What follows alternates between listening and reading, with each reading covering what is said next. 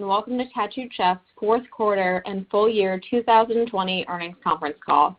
On the call today are Sam Galletti, President and Chief Executive Officer, Sarah Galletti, Chief Creative Officer and the Tattooed Chef, and Chuck Cargile, Chief Financial Officer. Stephanie Dykman, Chief Operating Officer, and Matt Williams, Chief Growth Officer, will also be available for questions. By now, everyone should have access to the earnings release, which went out at approximately 4:05 p.m. Eastern Time today, March 10, 2021. If you've not had a chance to review the release, it's available on the investors portion of our website at www.tattooedchef.com.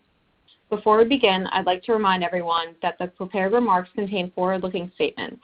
Such statements involve a number of known and unknown uncertainties, many of which are outside the company's control and can cause future results, performance, or achievements to differ significantly from the results, performance, or achievements expressed or implied by such forward-looking statements. Important factors and risks that could cause or contribute to such differences are detailed in the company's filings with the Securities and Exchange Commission. Except as required by law, the company undertakes no obligation to update any forward-looking or other statements herein, whether as a result of new information, future events, or otherwise.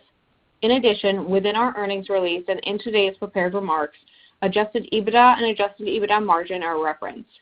It is important to note that these are non-GAAP financial measures that we believe are useful metrics that better reflect the performance on our business on an ongoing basis. A reconciliation of these non-GAAP financial measures to their most directly comparable GAAP financial measures are included in today's press release, which has also been posted on our website. And with that, it is my pleasure to turn the call over to Tattooed Chef's President and CEO, Sam Galletti. Thank you, Rachel, and good afternoon. We appreciate everyone taking the time to join us on today's call. I'll begin today's discussion with key business highlights, including an update on our new distribution wins.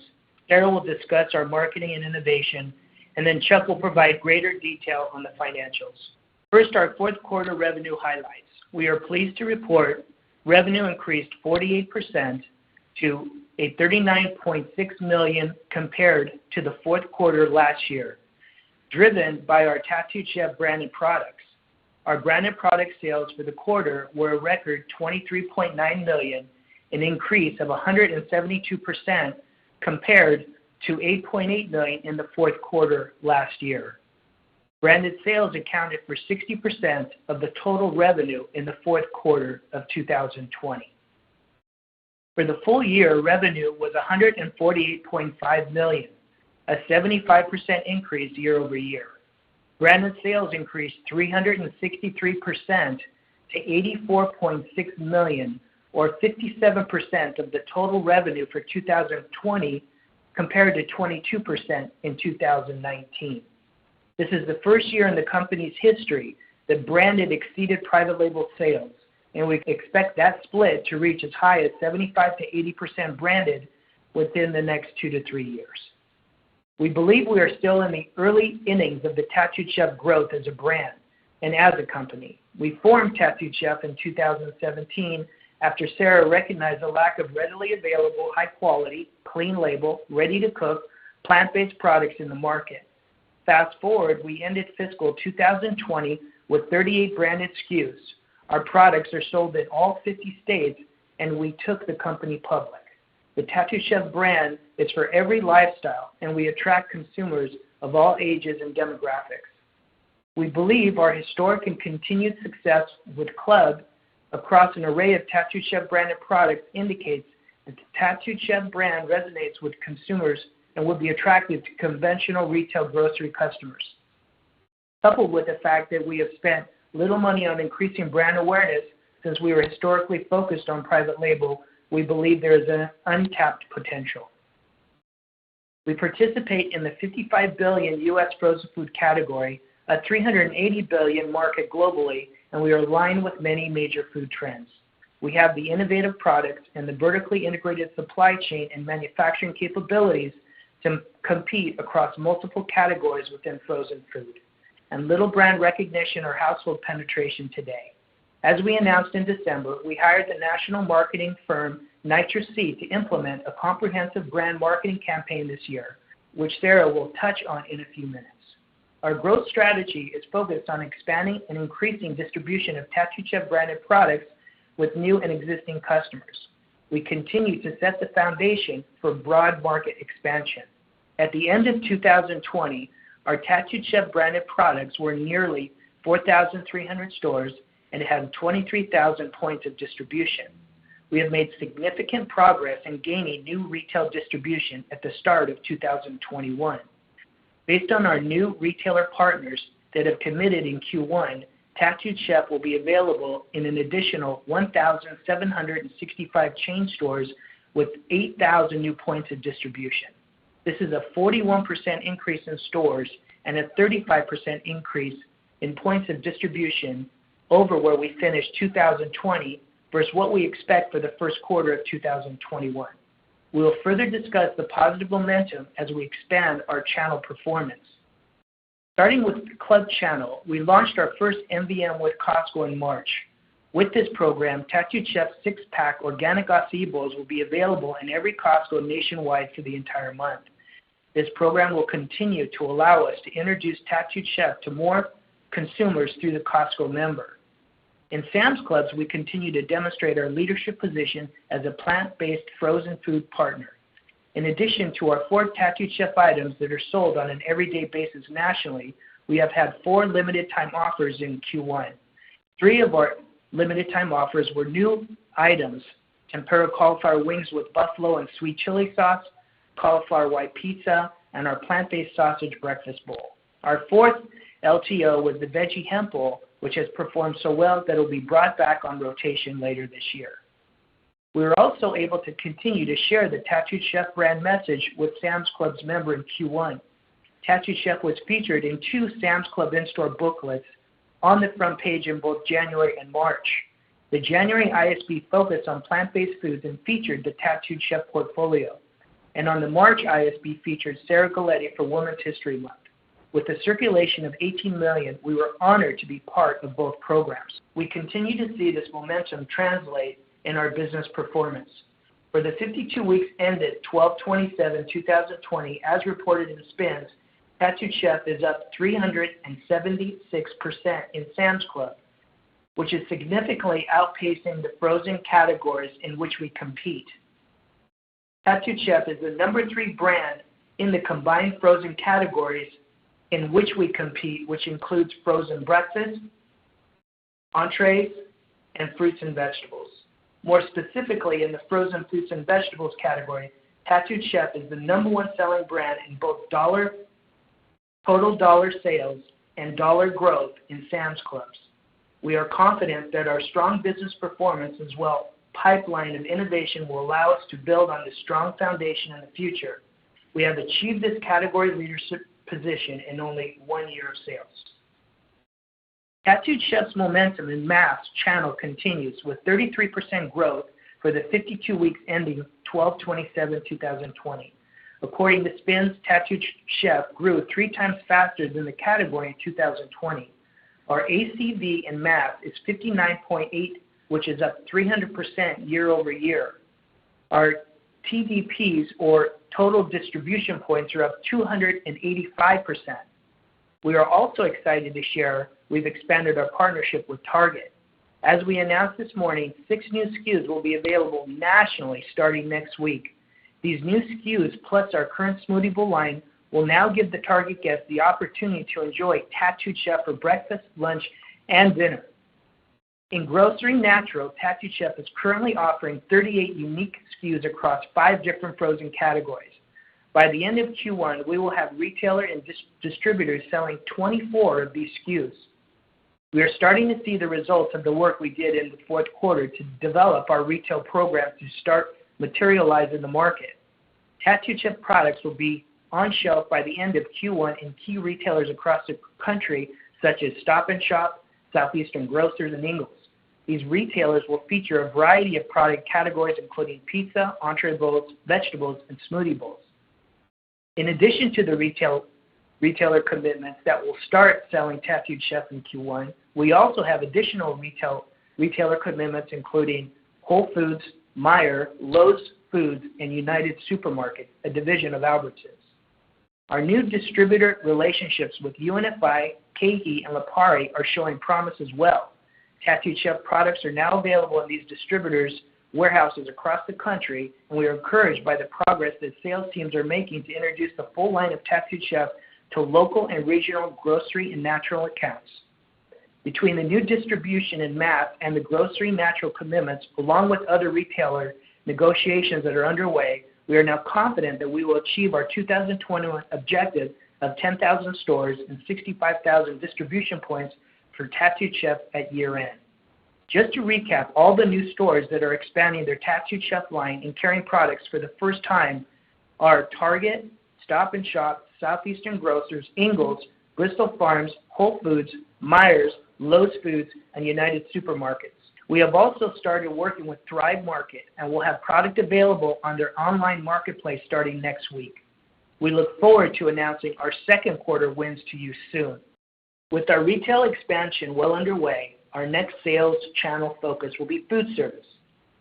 With COVID-19 restrictions expecting to mitigate and students and employees return to campus and the workplace, we think the time is right to introduce Tattooed Chef to the business, industry, and education channel. With our existing entree and smoothie bowl portfolio, distribution network, and a new food service broker partner, we are excited about what the future holds for us in food service. We will share our progress in these channels throughout the year. We expect our growth to continue given the different channels for growth, including grocery, club, mass, as well as our innovation pipeline. As we outlined in our Analyst Day in December, we believe that given the white space within the frozen food aisle, we can achieve $300 million in revenue, primarily from product expansion in current and existing retailers, new platforms like desserts and family meals, and increasing our SKU count to over 200 through innovation. We see a path to $500 million in sales as we look to expand beyond the frozen food section and into the grocery aisle with shelf-stable products, and we will consider strategic M&A to accelerate our growth in certain areas. We have approximately $200 million in cash and will invest in the business and capitalize on opportunities that we think will create long-term shareholder value. One of our key competitive advantages is that we are vertically integrated. By being the manufacturers of our own product, we can take a new idea from concept to production to shelf in as little as 3 months. We have 2 facilities today, one in the U.S. and one in Italy. In the U.S. facility, we have doubled our capacity in 2020 and added additional production square footage. For example, on one of the lines, we're able to manufacture around 15,000 bowls per shift, and today, through investment in equipment, we're able to manufacture over 35,000 bowls per shift on the same line, using the same number of people. The Italian facility also increased production of rice cauliflower from 110,000 pounds per day to 200,000 pounds per day, and in August, we expect this increase to 400,000 pounds per day. We will continue to increase capacity during 2021 to keep up with the expanded growth and demand of Tattooed Chef products. And now I'd like to turn the call over to Sarah to discuss our innovation and our marketing efforts. Thank you, and good afternoon, everyone. I'm excited to be here to provide a little more insight on our innovation and marketing initiatives. We are disrupting the frozen aisle in retailers nationwide with our plant-based foods.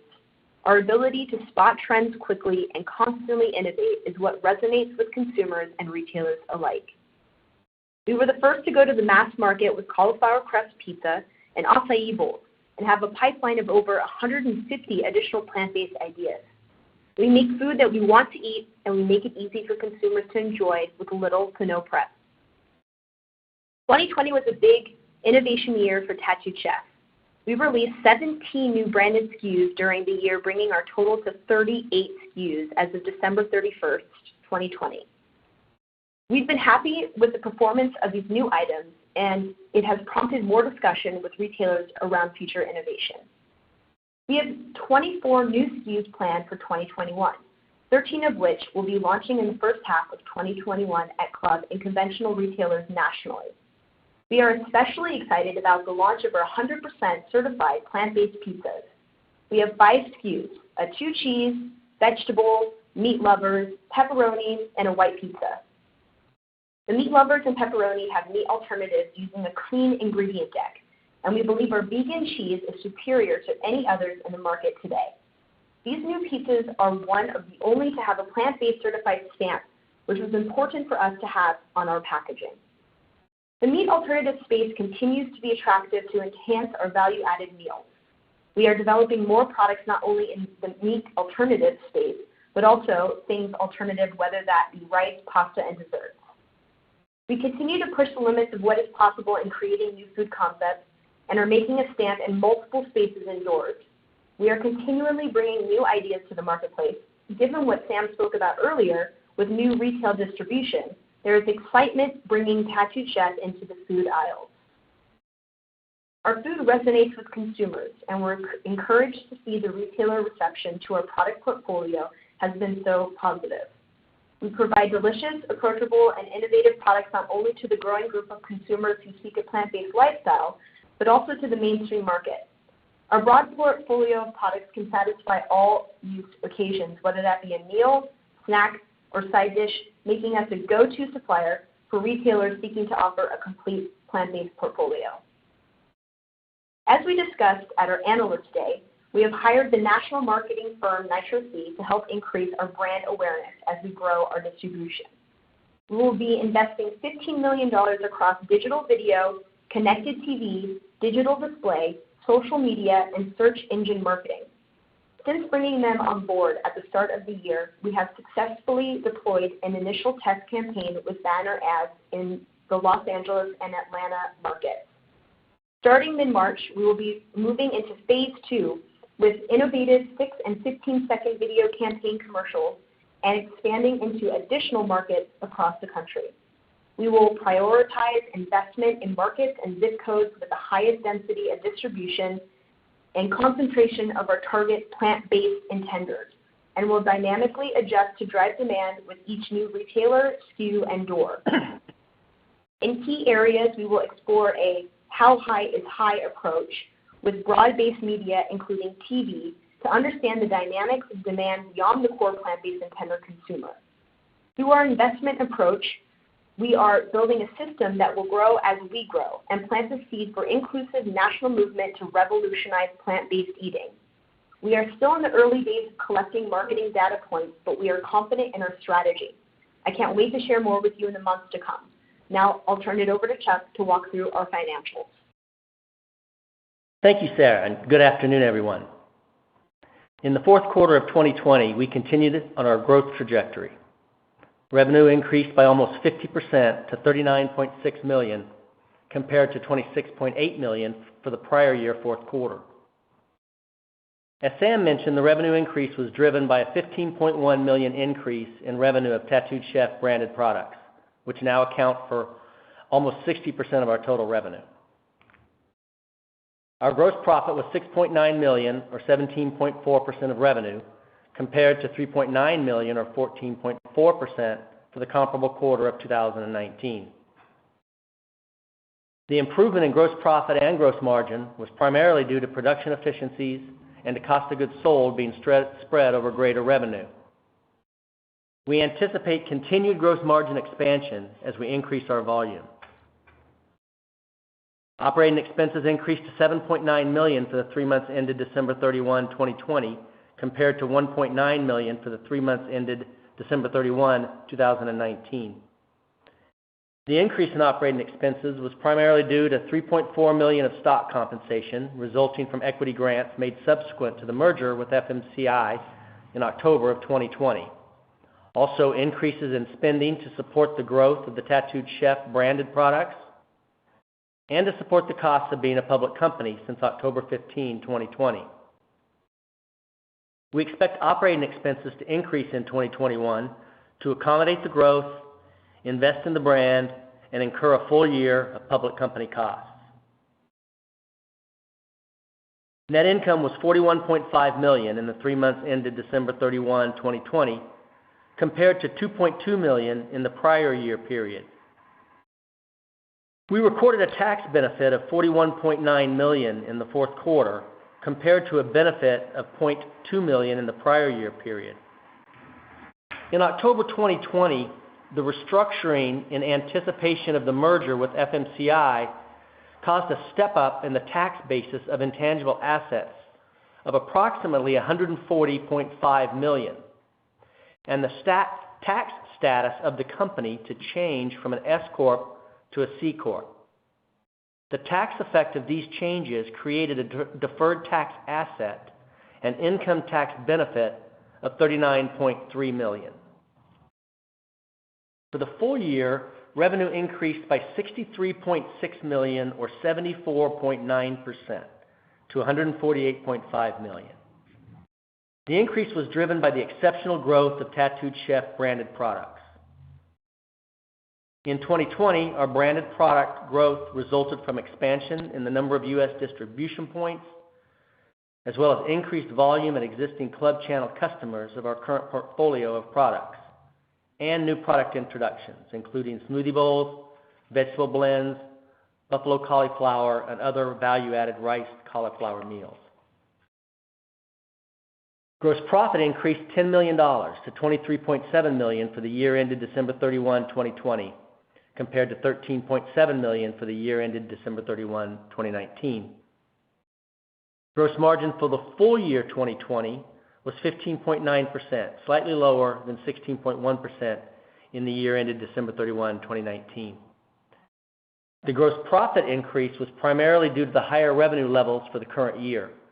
The gross margin declined slightly due to higher costs for raw materials and other variable manufacturing costs in the current year.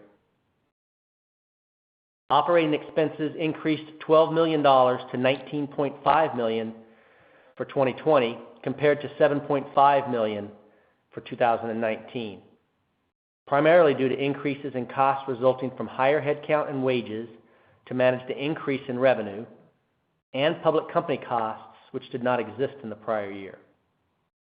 We also had $3.4 million of stock compensation expense and a $0.6 million in non-recurring bonus payments for the merger with FMCI. Net income was $45.4 million in the full year of 2020 compared to $5.6 million in the prior year. The net income for the year ended December 31 includes the same $39.3 million income tax benefit I described a minute ago. Adjusted EBITDA was $9.6 million, or 6.4% of revenue for the year ended December 31, 2020, compared to $6.9 million, or 8.1% of revenue for 2019. The improvement in adjusted EBITDA was primarily the result of the increase in revenues and gross profit compared to the prior year period. Our quarterly split of adjusted EBITDA was impacted by transaction costs which were expensed prior to the merger closing in the fourth quarter. Once the transaction closed, in accordance with accounting rules, these costs were credited to income in the fourth quarter and no longer an add-back for adjusted EBITDA. I recognize that there's a lot of unusual activity in our fourth quarter financial statements due to the complex accounting for the reverse merger, the non-recurring transaction costs, and the large tax benefit. But irrespective of the one-time activities, we're pleased to post strong profit while managing through significant growth and dramatic organization changes during 2020. As of December 31, we had cash and cash equivalents of $131.6 million. As previously announced, including the cash proceeds from the exercising of public warrants as of February 22nd, the company's total cash balance was approximately $200 million. Lastly, I'll mention that we've been fortunate that the COVID-19 pandemic had a minimal impact to our business in 2020. As a food manufacturer, our operations are deemed essential, and all of our facilities are currently open and operating, both in the U.S. and Italy. Since the start of the year, we have experienced some shipping delays, particularly in ports that are continuing to closely monitor the situation. At this time, we don't expect the delays to materially impact our first quarter results. Now, turning to our outlook. We are reaffirming our 2021 annual guidance provided at our Analyst Day in December, which includes continued growth in revenue. We anticipate following up on this year's 75% revenue growth with an additional 50% growth in 2021, or approximately $222 million of revenue. The growth will yet again come from Tattooed Chef products. We expect expansion of our gross margin into the range of 20% to 25% of revenue. and we expect adjusted EBITDA for the year to be in the range of $8 million to $10 million as we continue to invest in driving the growth, invest in our brand, and add the costs required to be a public company. And we expect net income to be in the range of $2.5 million to $5 million. With that, we're now available to take your questions. Operator? Thank you. We will now begin the question and answer session. To join the question queue, you may press star, then 1 on your telephone keypad. You will hear a tone acknowledging your request. If you are using a speakerphone, please pick up your handset before pressing any keys. To withdraw your question, please press star, then 2. We will pause for a moment as callers join the queue. The first question comes from George Kelly with Roth Capital Partners. Please go ahead. Hey, everybody. Thanks for taking my question. Thank you. I just have a couple, and then I have a couple, and then I'll hop back in the queue. But maybe if you could start, Sam. You listed a lot of new partners that you're launching with new grocers in the first quarter and I think first half of the year. So I guess the question is, are you surprised how quickly you're bringing on additional distribution points? And is there one or two things that as you're sort of pitching these folks, are there one or two things that they're most focused on and attracted to your brand? Like how is it happening so quickly? Thanks, George. I don't think that we've been on such an aggressive path the past few years. You know, it's just when we started offering products to Sam's and Costco, the brand just connected right away with them. And so we've been on just this great momentum. And so I really did feel that when our team started going to retail that we were going to continue this momentum that we had. And it is happening, and it's very exciting. And so am I surprised at it? I'm not surprised. I'm very pleasantly pleased, though, because I know that there was a lot of people questioning about the conversion from club to retail, and I was never concerned with it. And obviously it's proving out that the retail consumer is just as hungry for plant-based Tattooed Chef branded products. So I'm really excited about what I see happening right now.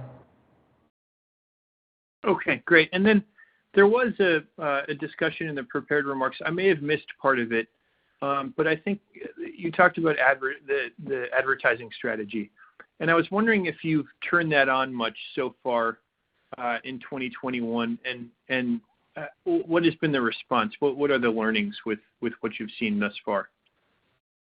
I'm going to turn that over to Sarah. Hello. So, with Tattooed Chef, we've had no marketing until 2021 of January. And in our first phase, we were really focusing on banner ads and just gathering the data that we need to pivot and be strategic with where we allocate our dollars for marketing. We're going to be pitching and launching in March our commercials, which will be going digitally and connected to Connected TV, but right now we're just still gathering data because we want to really be specific and strategic in where we allocate our dollars. Okay, gotcha. And then maybe last couple questions just related to guidance, 2021 guidance. Can you, I guess, first just, Chuck, you mentioned that there were some shipping delays and some port issues.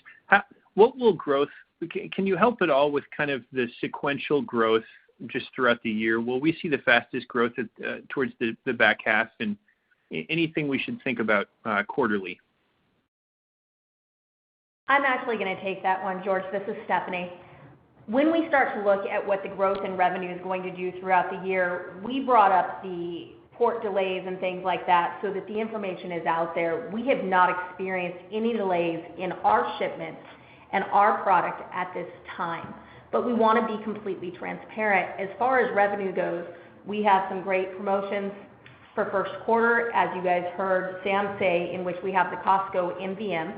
We have some great promotions next quarter. We have some great product rotations, and we're building up the retail chain. And so we expect Tattooed Chef to continue to grow, but have not released the guidance for each quarter. But Tattooed Chef is where it's going, and we are going to continue to open up distribution points and new retailers across the country. Okay, great. Thank you. I'll hop back in the queue. Congrats on a nice quarter. Thank you. The next question comes from Rob Dickerson with Jefferies. Please go ahead. Okay, great. Thank you so much. Excuse me. So I guess just to go back to the guidance for a minute, there is a decent part of the call, right, is highlighting the tremendous amount of positives, right? I mean, it sounds like things, frankly, are going great or even ahead of plan or maybe expected, right, in the conversion into grocery. You called out, success in Costco, right, doing very well in Sam's. I know there was a press release this morning about, the 6 SKUs nationally in Target, and then you called out Stop and Shop Meijer. I know there were others maybe getting to Thrive. So kind of when I kind of put all that together, right, and then I see that the guidance was reiterated, kind of my knee-jerk reaction is to think, well, there's got to be upside to that guidance if this is all coming through, because I thought the guide originally was based upon visibility, right, maybe from some of the prior increased distribution gains at Walmart, but maybe not including some of the new business. So I'm just trying to right-size, essentially the held guidance for the year, kind of in relation to what seems to be new business wins, if that makes sense. That's it. That's my first question. So, Rob, this is Matt. Good afternoon. So, obviously the new distribution we're super excited about it. Again, we are building traction and we have a great story. But again, as we're distributing our product across a lot of different categories. We've got 38 SKUs that we're selling. We sell different categories, obviously, that are under different reset timing throughout the year. And so because of that, when the customers actually come on and when we start realizing revenue this year, you're going to see that, some of that revenue growth is obviously going to be factored into Q2, and then obviously mid Q3 and Q4. But the real impact is obviously on our 2022 guidance, which we're obviously enforcing, and that's where we see the full year benefit come in. So it just staggers in. It comes in a staggered way, and we're super encouraged by it, and we think it's obviously a great demonstration of the health of the brand, if that makes sense. Yeah, I mean, I hate to push on it. It kind of makes sense, because I do feel like if you get the new business wins, some of which are coming in Q1, maybe in Q2, is that more trial basis, or it doesn't sound like you're not booking that revenue, or maybe you are, right? You're just kind of leaving yourself some leeway because obviously you're still in early innings and high growth mode. I'm just trying to figure out, if they're new business wins, that's awesome. I'm just trying to figure out how we're supposed to be modeling that in terms of revenue, right? The new doors, new distribution points, new SKUs, et cetera. Hey, Rob, this is Sam. How you doing?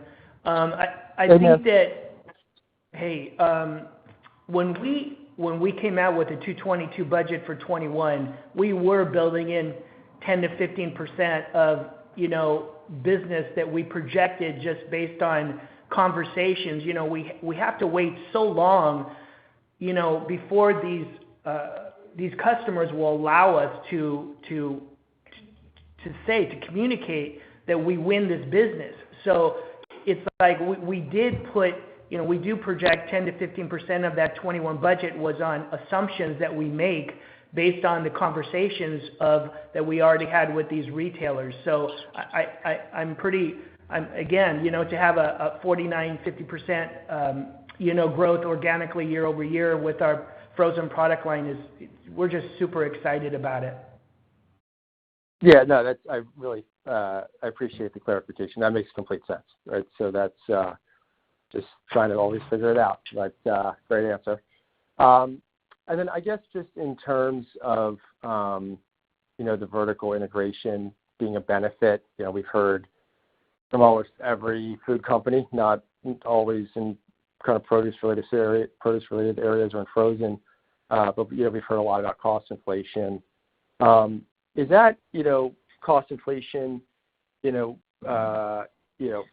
you or potentially could impact you, or, because of kind of the contracts you have with the farmers and some sourcing coming from Italy, maybe it doesn't impact you as much. Maybe that could actually be a benefit. Just trying to figure out again, kind of the cost environment overall relative to price. So as we strategically source our raw materials, and you're correct, with a lot of our produce coming from Italy, we're not as concerned about some of that pricing and costs that are coming into play for other manufacturers, but also being vertically integrated helps us reduce that additional cost that other companies can see and experience. But we also work hard to source from around the world to ensure that we are protected from some of these cost increases that come through, added with the vertical integration and the ability to manufacture more products and pick up some of those things within our own manufacturing. It allows us to be better protected. Okay. That's good to know. And then I guess just lastly, just a question on the warrants, which sometimes get complicated. It sounds like you said cash balance at the end of the year around $200 million, which is partially driven, I guess, by some of the cash coming in from the warrants.